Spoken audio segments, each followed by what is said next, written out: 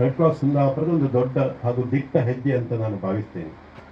ಕಳೆದ 1.5 ದಶಕಗಳಿಂದ red cross ಸಂಸ್ಥೆ ಕುಂದಾಪುರ ಘಟಕ ಸಾವಿರಾರು ಸಮಾಜಮುಖಿಯ ಕಾರ್ಯಕ್ರಮಗಳನ್ನು ನಾವು ಹಮ್ಮಿಕೊಂಡು ಬರ್ತಾ ಇದ್ವಿ. ನಾವು ರೆಡ್ ಕ್ರಾಸಿನ ಧ್ಯೇಯ ಧೋರಣೆಗಳನ್ನು ಅನುಸರಿಸಿ ಸಂಕಷ್ಟದಲ್ಲಿ ಇರುವವರಿಗೆ ಸಹಾಯ ಮಾಡುವಂಥ ಕಾರ್ಯ ಮಾಡ್ತಾ ಇದ್ದೇವೆ. ಅದು ಕೋವಿಡ್ ಪೀರಿಯಡ್ನಲ್ಲಿ ಕೋವಿಡ್ ಕೇರ್ ಸೆಂಟರನ್ನು ನಾವು ಸ್ಥಾಪನೆ ಮಾಡುವುದಿರ್ಬೋದು, ಆಸ್ಪತ್ರೆಗಳಿಗೆ ಔಷಧಿಗಳನ್ನು, ವೆಂಟಿಲೇಟರನ್ನು, ಆಕ್ಸಿಜನ್ ಕಾನ್ಸಂಟ್ರೇಟ್ಗಳನ್ನು ಒದಗಿಸುವಂಥ ಕಾರ್ಯ ಇರ್ಬೋದು, ಅಥವಾ ವಿಕಲಚೇತನರಿಗೆ ಮಾಡುವಂಥ ನಾವು ಗಾಲಿ ಕುರ್ಚಿ ಕೊಡುವಂಥದ್ದಿರ್ಬೋದು, ಅಥವಾ ಹಿಯರಿಂಗ್ ಏಡ್ ಇರ್ಬೋದು, ಈ ಥರ ಸಾಮಗ್ರಿಗಳನ್ನು ಕೊಡುವಂಥ ಕೆಲಸ ಇರ್ಬೋದು. ಸಂಕಷ್ಟದಲ್ಲಿ ಇರುವಂಥ ಹಿಂದುಳಿದವರಿಗೆ ಸಹಾಯ ಮಾಡುವಂತಿರುವುದು, ನೆರೆ ಪೀಡಿತರಿಗೆ ನಾವು ಮಾಡುವಂಥ ಸಹಾಯ ಇರ್ಬೋದು. ಈ ಎಲ್ಲ ಸಹಾಯಗಳು ನಾವು ನಮ್ಮ ಒಂದು ರೆಡ್ ಕ್ರಾಸಿನ ಧ್ಯೇಯಗಳ ಅನುಗುಣವಾಗಿ ನಾವು ಮಾಡ್ತಾ ಬಂದಿದ್ದೇವೆ. ನಮ್ಮ ಜನ ಔಷಧಿಯ ಮೂಲಕ ಪ್ರತಿ ವರ್ಷ 1 ಲಕ್ಷಕ್ಕೂ ಹೆಚ್ಚು ಜನರನ್ನು ನಾವು ತಲುಪ್ತಾ ಇದ್ದೇವೆ.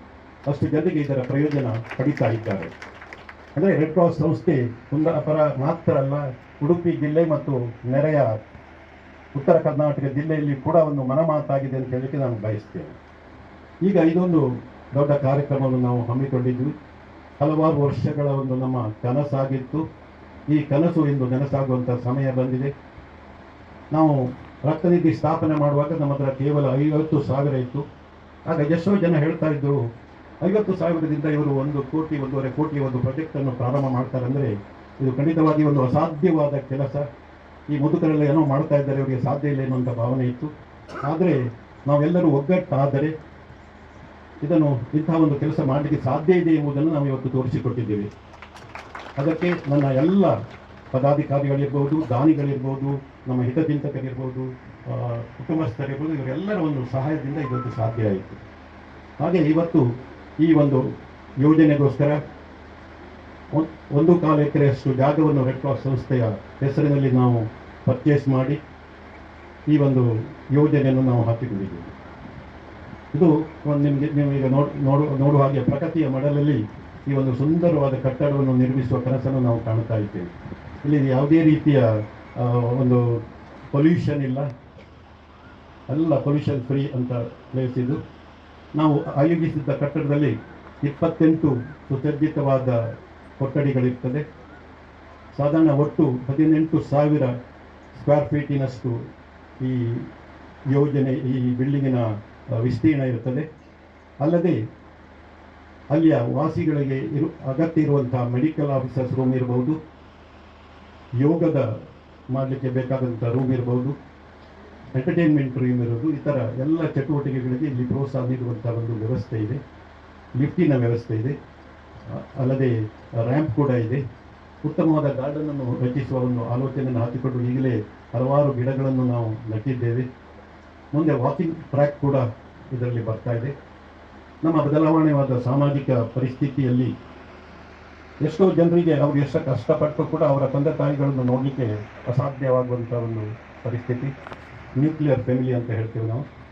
ಯಾಕಂದರೆ ಮಕ್ಕಳು ಬೇರೆ ಬೇರೆ ದೇಶಗಳಲ್ಲಿರ್ಬೋದು ಅಥವಾ ಬೇರೆ ಬೇರೆ ಪಟ್ಟಣಗಳಲ್ಲಿ ಇರ್ಬೋದು, ಅವರಿಗೆ ಅವರ ತಂದೆ ತಾಯಿಗಳನ್ನು ಅಥವಾ ಅವರ ಹತ್ತಿರದವರನ್ನು ನೋಡಲಿಕ್ಕೆ ಆಗ್ತಾ ಇಲ್ಲ. ಆದರೆ ಅವರು ಆರ್ಥಿಕ ಸಹಾಯ ಮಾಡಲಿಕ್ಕೆ ರೆಡಿ ಇರ್ತಾರೆ.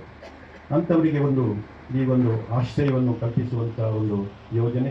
ಅದಕ್ಕೆ ನಾವು ಇದನ್ನು ವೃದ್ಧಾಶ್ರಮ ಅಂತ ಕರೆಯೋದಿಲ್ಲ, ಇದು home for senior citizens. Senior ಸಿಟಿಸನ್ಸಿಗೆ ಒಂದು ಮನೆ, ಅವರಿಗೆ ಮನೆಯಿಂದ ದೂರ ಇದ್ದರೂ ಕೂಡ ಇಲ್ಲಿ ಮನೆಯ ವಾತಾವರಣವನ್ನು ಕಲ್ಪಿಸುವಂಥದ್ದು, ಅವರಿಗೆ ಬೇಕಾದ ಎಲ್ಲ ಸಲಕರಣೆಗಳನ್ನು ಒದಗಿಸುವಂಥ ವ್ಯವಸ್ಥೆ ಇಲ್ಲಿ ನಾವು ಮಾಡ್ತಾ ಇದ್ದೇವೆ. ಇದಕ್ಕೆ ಕೆಲವು ಕೇಳಿದ್ರು, ಹೇಗೆ ಇಷ್ಟು ದೊಡ್ಡ ಪ್ರಾಜೆಕ್ಟನ್ನು ನೀವು ಕೈಗೆತ್ತಿಕೊಂಡಿದ್ದೀರಿ ಅಂತ. ನಿಜವಾಗಿ ನಮ್ಮ ಹತ್ರ ಅಷ್ಟು ದುಡ್ಡು ಇಲ್ಲ. ನಾವೇನಾದರೂ ಅಲ್ಪ ಸ್ವಲ್ಪ ನಮ್ಮ ಜನೌಷಧಿಯಲ್ಲಿ ಕಷ್ಟಪಟ್ಟು ಸ್ವಲ್ಪ ಉಳಿಸಿದ ಹಣ ಇದೆ. ಅದಲ್ಲದೆ ದಾನಿಗಳ ಸಹಾಯದಿಂದ ಈ ಒಂದು ಕಾರ್ಯಕ್ರಮ ನಾವು ಇದನ್ನು ಕಂಪ್ಲೀಟ್ ಮಾಡಲಿಕ್ಕೆ ನಾವು ಆಲೋಚನೆ ಮಾಡಿದ್ದೇವೆ. ಅದೇ ರೀತಿಯಲ್ಲಿ ರೆಡ್ ಕ್ರಾಸ್ ರಾಜ್ಯ ಘಟಕದಿಂದ ಕೂಡ ನಾವು ಸಾಲವನ್ನು ಕೇಳಿದ್ದೇವೆ. ಹಿಂದೆ ಕೂಡ ನಾವು 10 ಲಕ್ಷ ಸಾಲ ಪಡೆದು ಅದನ್ನು ಕ್ಲಬ್ದ ಸಮಯದಲ್ಲಿ ಪೇಮೆಂಟ್ ಮಾಡಿದ ಏಕೈಕ ಯೂನಿಟ್ ಅಂದರೆ ಅದು ಕುಂದಾಪುರ ಅಂತ ಹೇಳಲಿಕ್ಕೆ ನಾನು ಬಯಸ್ತೇನೆ. ನಾವು ನೋಡಿದಾಗ ಯಾವ ಸಾಲ ತಗೊಂಡ ಹೆಚ್ಚಿನ ಡಿಸ್ಟಿಕ್ ಘಟಕಗಳಿರ್ಬೋದು, ತಾಲೂಕು ಸರಿಯಾದ ಸಮಯಕ್ಕೆ ಅವರು ಪಾವತಿ ಮಾಡಿಲ್ಲ. ಆದ್ದರಿಂದ ರಾಜ್ಯ ಘಟಕದವರು ನಮ್ಮ ಸಹಾಯಕ್ಕೆ ಬರ್ತಾರೆ ಎನ್ನುವಂಥ ಒಂದು ನಮಗೆ ನಂಬಿಕೆ ಇದೆ. ನಮ್ಮ ಉಪಾಧ್ಯಕ್ಷ ಕೂಡ ಇದ್ದಾರೆ, ಅವರ ಹತ್ರ ಕೂಡ ನಾನು ಇದನ್ನು ಕಳಕಳಿಯ ಮನವಿಯನ್ನು ಮಾಡ್ತೇನೆ.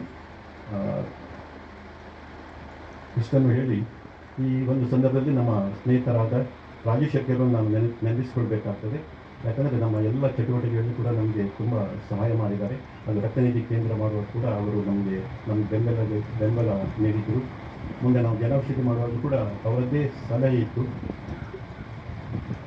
ಹಾಗಾಗಿ ಅದು ಇವತ್ತು ಆದರೆ ಅವರು ಅಲ್ಲಿ ಕೂಡ ಬ್ಯಾಂಗ್ಳೂರಿನಲ್ಲಿ 7 ಜನೌಷಧಿ ಮಳಿಗೆ ಆ ಸಮಯದಲ್ಲಿ ಮಾಡಿದರು. ಆದರೆ ಇವತ್ತು ಅಲ್ಲಿ ಎಲ್ಲ ಜನೌಷಧಿ ಮಳಿಗೆಗಳು ಕ್ಲೋಸ್ ಆಗಿದೆ ಅಂತ ಹೇಳಲಿಕ್ಕೆ ಬೇಸರ ಆಗ್ತಾ ಇದೆ. ನಮ್ಮ ಜನೌಷಧಿ ಮಳಿಗೆ ಮಾತ್ರ ಇವತ್ತು ಕರ್ನಾಟಕದಲ್ಲಿ ಸಾಧಾರಣ 4-5ನೇ ಸ್ಥಾನದಲ್ಲಿ ಇದೆ.